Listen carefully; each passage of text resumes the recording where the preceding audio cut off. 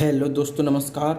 आज हम नया चैप्टर नंबर 6 शुरू करने जा रहे हैं, जिसका नाम है महत्तम समावर्तक एवं लघुत्तम समावर्त। इसको अंग्रेजी में कहते हैं HCF एंड LCM। इसकी फुल फॉर्म क्या होती है मैं बताता हूँ आपको। देखिए, highest common factor and least common multiple. अब देखिए, इसको हम शॉर्ट में लिखते हैं HCF। H से हाई, C से कॉमन, F से factor and LCM least common multiple. अब देखिए, इस चैप्टर को मैं एकदम बेसिक से कराने की कोशिश करूँगा, बिल्कुल बेसिक से। देखिए, इसमें इससे तो हम समझ जाते हैं HCF एंड LCM निकालना है, ठीक है। पर इसमें जब हिंदी देखते हैं ना, इसकी हिंदी महत्तम समावर्तक एवं लघुत्तम समावर्त, इसकी हिंदी कुछ डरावनी सी है। तो देखिए, मैं आपको एकदम बेसिक से बताऊंगा। आप जानते हैं ये समावर्तक क्या होता है और ये समापवर्त क्या होता है? मैं आपको एक एक करके बताता हूँ। ये देखिए, पहले आप जानिए अपवर्तक क्या होता है। अपवर्तक को हम अंग्रेजी में कहते हैं फैक्टर ऑफ डिवाइजर। देखिए, मैं आपको बताता हूँ, यदि कोई संख्या, आप बिल्कुल एकदम धीमी गति से पढ़िए इसे, तो आपके समझ में आ जाएगा ये क्या बोल रहा है। अपवर्तक क्या होता है? यदि कोई संख्या किसी दूसरी संख्या को पूरी विभाजित कर दे, तो विभाजित करने वाली जो संख्या होती है ना, विभाजित करने वाली संख्या को विभाजित होने वाली संख्या का अपवर्तक कहते हैं। आपके समझ में नहीं आया तो कोई बात नहीं है। देखिए, मैं आपको बताता हूँ। इसने कहा यदि कोई संख्या किसी दूसरी संख्या को विभाजित कर दे, मतलब काट दे पूरा। जैसे कि मान लीजिए 18 है। अब इस 18 को कौन कौन सी संख्याएं काटेंगी? देखिए, एक तो इसमें 1 से भाग चला जाएगा, पूरा चला जाए। 2 से भी चला जाएगा, 2 नाम 18 होता है। 3 से भी चला जाएगा। 4 से जाएगा क्या? नहीं जाएगा। 4 के पहाड़े में कहाँ आते हैं? 18 आती है। अब किससे जाएगा? 5 से भी नहीं जाएगा। 6 से जाएगा, 9 से जाएगा और 18 से जाएगा। ये जो संख्याएं दे रखी हैं ना, ये 18 को पूरी विभाजित करती हैं। तो ये जो संख्याएं जो हैं, ये 18 का अपवर्तक है। देखिए, ये जो संख्याएं दे रखी है ना, 1 2 3 6 9 18, इन्हीं संख्या को अपवर्तक कहते हैं। अपवर्तक अब आप दोबारा से पढ़िए सी परिभाषा को। यदि कोई संख्या किसी दूसरी संख्या को पूरी विभाजित कर दे, ये वाली संख्या जो पूरी विभाजित कर रही है इन सभी को कर दे, तो जो विभाजित करने वाली जो संख्या होती है ना, ये वाली जो संख्या होती हैं को विभाजित होने वाली संख्या का अपवर्तक कहते हैं। इसका अपवर्तक कहते हैं ये वाली संख्या को। अब देखिए, आप समावर्तक क्या होती है। देखिए, आपको मैं एक और उदाहरण बताता हूँ। मान लीजिए ये 18 अगर 24 है, 24। अब 24 को कौन कौन से विभाजित करेंगी संख्या बताइए? एक तो आपकी 1 करेगी। एक तो देखिए, एक तो हर एक संख्या में भाग चला जाएगा 1 का, तो ठीक। और कौन सी करेगी? 2 करेगी। 3 से भी भाग चला जाएगा। अब देखिए, इसमें 4 से भी चला जाएगा। क्यों चला जाएगा? 4 6 की 24 होते हैं ना, इसीलिए। और देखिए, 8 से भी चला जाएगा। और देखिए, किससे जाएगा? 12 से भी चला जाएगा और 24 से भी चला जाएगा। ये 24 के अपवर्तक हैं। ये 24 12 8 4 3 2 1, ये सभी अपवर्तक हैं 24 संख्या के। अब आप देखिए, समावर्तक क्या होते हैं। अब देखिए, आप समापवर्तक क्या होते हैं। मैं समापवर्तक आपको क्यों बता रहा हूँ? देखिए, जो चैप्टर जो है ना, वो महत्तम समापवर्तक एवं लघुत्तम समावर्त, इन्हीं पर आधारित है। इसीलिए मैं आपको एकदम बेसिक से बताने की कोशिश कर रहा हूँ, ठीक। तो देखिए, आप समापवर्तक किसे कहते हैं? यदि कोई संख्या किन्हीं 2 या 2 से अधिक संख्या को विभाजित करती हो, यदि कोई संख्या किन्हीं 2 या 2 से अधिक संख्याओं को विभाजित करती हो, तो विभाजक संख्या को विभाज्य संख्या का समापवर्तक कहते हैं। जैसे कि दूसरे शब्दों में कहें, मतलब जो 2 संख्या दे रखी होंगी हमारे पास, उनमें हम कॉमन फैक्टर निकालेंगे। मतलब जिनमें दोनों संख्याओं में जो विभाजित हो जाएंगी ना संख्या में, दोनों संख्या विभाजित हो जाएंगी जिस संख्या से, वो जो संख्याएं निकल के आएंगी वो ही महत्तम समापवर्तक होती हैं। जैसे कि मैं आपको बताऊं, मान लीजिए 12 और 18 है, ठीक है, ये संख्याएं हैं, दो संख्याएं। अब देखिए आप इन दोनों संख्याओं में किस किस से भाग चला जाएगा। एक से तो आपको पता है हर एक में जाएगा ही जाएगा दोनों में। फिर किससे जाएगा, दो से भी दोनों में चला जाएगा, दो से। तीन से चला जाएगा, तीन से भी चला जाएगा इन दोनों में, ठीक, तीन से चला जाएगा। अब देखिए इसमें और किससे चला जाएगा, तीन से चार से चला जाएगा क्या इसमें तो चार से चला जाएगा 12 में, पर 18 में। देखिए मैं पहले इसके अपवर्तक लिख रहा हूँ।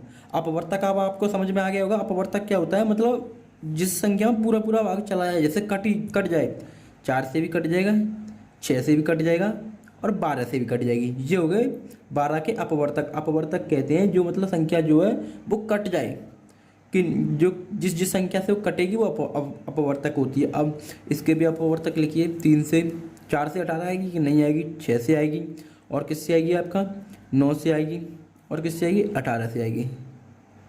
अब देखिए मैं आपको बताता हूँ समापवर्तक। अब आप समझना समापवर्तक क्या होता है। इसको समापवर्तक को अंग्रेजी में हम कहते हैं कॉमन फैक्टर, मतलब कॉमन हो दोनों में, कॉमन फैक्टर और कॉमन डिवाइजर। इसको हम कॉमन डिवाइजर भी बोल सकते हैं। देखिए अब इन दोनों के जो समापवर्तक जो होंगे वे क्या निकल के आएंगे, जो दोनों में कॉमन हो।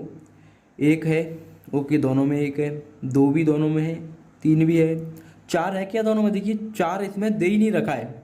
4 इसमें 18 वाले में कहाँ है 4, सॉरी 18 वाले में तो है, पर इसमें 12 वाले में 4 कहाँ है। नहीं, मैं क्या बोल रहा हूँ, देखिए मैं आपसे कह रहा हूँ 4 जो है इस 18 वाले में 4 है ही नहीं, तो 4 को जो हम लेंगे ही नहीं इसमें। अब 5 से तो देखिए 5 तो है ही नहीं। 6 है कि इन दोनों में, 6 है। 7 है नहीं है, 8 है नहीं है, 9 है कि इन दोनों में, नहीं है। अब देखिए 12 भी नहीं है। इसके जो भी समापवर्तक होंगे इन दोनों के 1, 2, 3 और 6, 1, 2, 3, 6, ये इसके समापवर्तक होंगे 12 और 18 के, जो कि दोनों में कॉमन हो।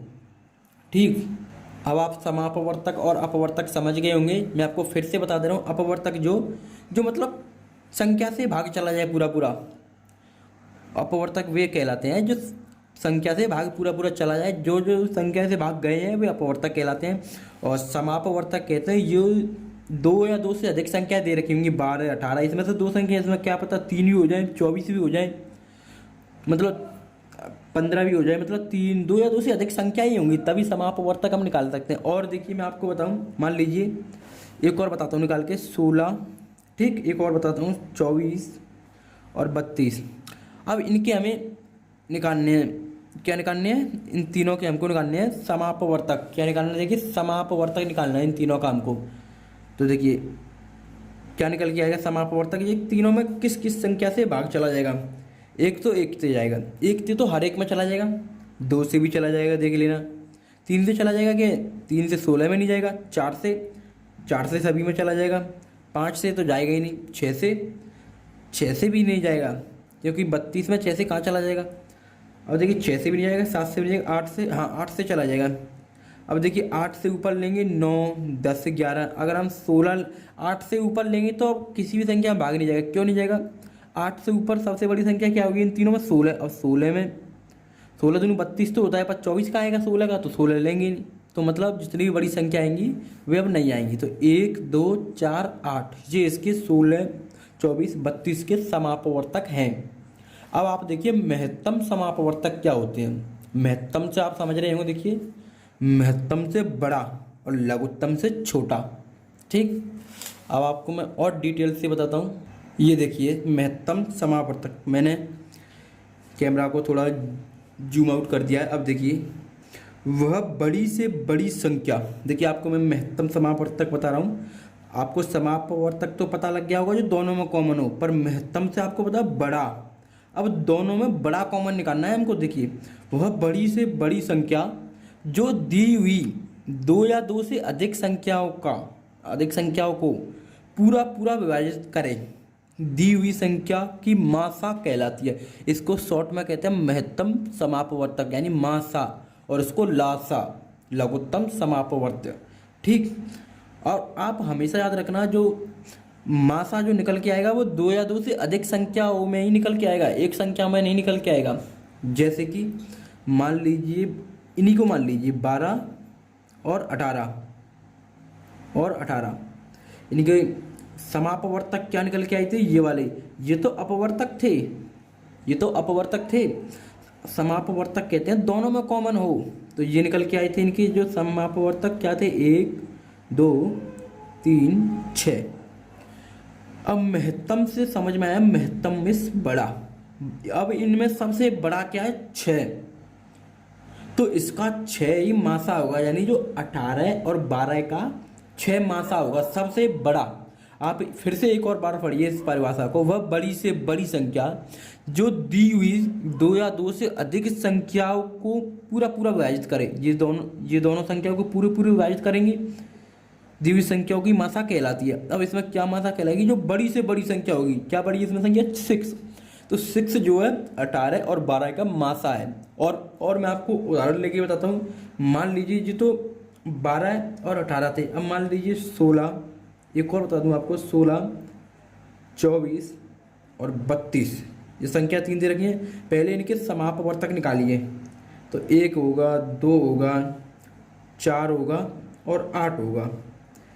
इन चारों से ये 16 24 और 32 तीनों संख्या चारों से विभाजित होंगी, और इनमें सबसे बड़ा क्या है, अब समापवर्तक 8 जो है 16 24 32 का मासा है, क्या है, हाईएस्ट कॉमन फैक्टर्स, इसको हम अंग्रेजी में भी बोलते हैं, क्या बोलते हैं, देखिए महत्तम समापवर्तक को हाईएस्ट कॉमन फैक्टर, देखिए मैंने जो ऊपर भी बताया था हाईएस्ट कॉमन फैक्टर बताया था ना, ठीक।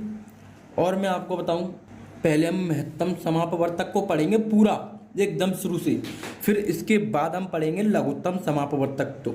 तो देखिए अब महत्तम समापवर्तक में मैंने आपको बताया, फिर से भी बता दे रहा हूँ मैं, जो सबसे बड़ा कॉमन होगा ना वो मासा होगा, क्या, समापवर्तक, जिन दोनों में कॉमन होगा वो समापवर्तक कहलाएगा। ये अपवर्तक कहलाते हैं, जो मतलब भाग चला जाए उस संख्या से पूरा पूरा, वे अपवर्तक कहलाते हैं। देखिए मैंने तीनों परिभाषाएं आपको बताई हैं, और अब अगली वीडियो में हम सीखेंगे महत्तम समापवर्तक ज्ञात करने की विधियां, यानी कि मासा जो है कैसे ज्ञात करते हैं। मासा ज्ञात करने की मैं आपको 3 विधियां बताऊंगा, कौन कौन सी वो अगली वीडियो में देखेंगे।